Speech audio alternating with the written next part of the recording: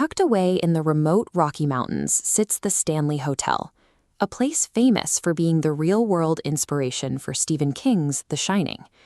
The hotel is defined by reports of the impossible. Unmarried couples say an unseen force physically pushes them apart in their sleep. Heavy wooden doors slam shut in corridors where no one is walking.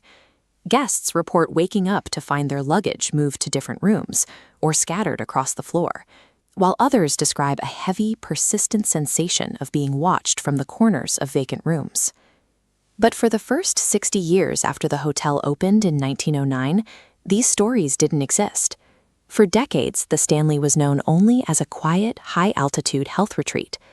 This raises a difficult question. Did violent spirits suddenly arrive in the 1970s?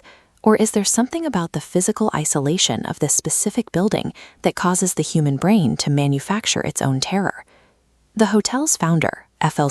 Stanley, was a scientist and inventor who suffered from tuberculosis. He built the hotel in Estes Park specifically because the clean mountain air and extreme isolation provided the environment he needed to recover. The architecture was designed for healing through silence. But those same thick walls and profound removal from society created a space that limits the normal sensory input we rely on to stay grounded. That silence met its most famous witness in the 1970s, when author Stephen King arrived during the off-season.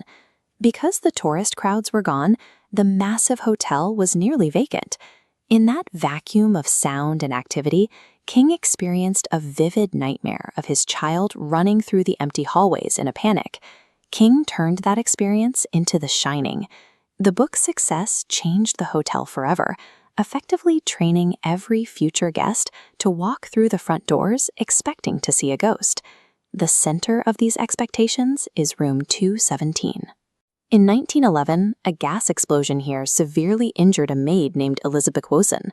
Believers claim Wilson's energy is still present, pointing to reports of lights flickering or bags being packed by invisible hands. In the music room, visitors frequently report the sound of a phantom piano, which they attribute to the original owner's wife, Flora Stanley.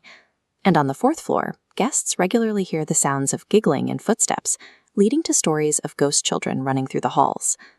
Scientists offer a different explanation: the sensory vacuum. This state occurs when the brain is starved of environmental information due to extreme silence and low lighting. Deprived of signals, it auto-generates its own data to fill the void, creating illusions that feel completely real. What believers see as trapped energy, science sees as a biological response. The hotel's architecture doesn't house spirits. It creates the perfect conditions for the brain to misinterpret settling wood or simple drafts as something supernatural. The Stanley has leaned into this psychological phenomenon. It has moved away from its history as a health retreat to become a primary destination for paranormal tourism. Today, visitors pay for ghost tours and nighttime investigations, intentionally placing themselves in the very environment that triggers these sensory tricks.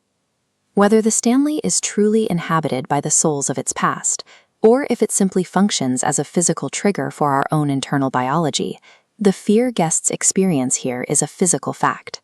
It turns out that under the right conditions, our own minds can provide all the ghosts we need.